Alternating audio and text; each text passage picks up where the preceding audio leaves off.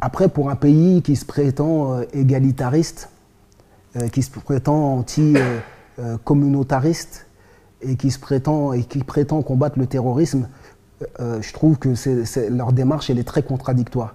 Parce qu'ils prétendent être égalitaristes et vouloir l'égalité entre hommes et femmes, mais ils veulent dicter à des femmes de quelle manière elles doivent s'habiller ou se déshabiller même. Et ils ont empêché ces femmes d'aller à l'école. Maintenant, ils les empêchent d'aller sur la plage. Ensuite, ils les empêchent maintenant de rentrer dans des restaurants. Jusqu'où ça va aller?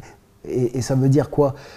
Ça veut dire qu'ils se prétendent anti-communautaristes, mais ils empêchent ces femmes d'aller à l'école, d'aller à la plage. Mais qu'est-ce qu'elles vont faire à part se replier sur elles-mêmes et justement céder aux communautaristes qui prétendent combattre?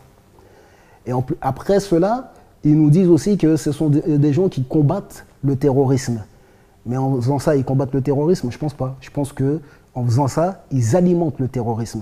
Parce qu'aujourd'hui, c'est facile pour un recruteur d'aller voir un jeune qui vit déjà en marge de la société et de le convaincre que la France ne l'aime pas, n'aime pas sa couleur de peau, n'aime pas son origine, n'aime pas sa culture, n'aime pas sa religion et que la France persécute les siens. C'est facile aujourd'hui pour un recruteur de convaincre un jeune qui est en marge de la société. Donc ils ne combattent pas le terrorisme en faisant ça. Voilà. Donc toi tu prônes quoi? Plus de dialogue, plus de tolérance, moins de stigmatisation? C'est évident, c'est tellement évident que ce qu'il faut encore le dire.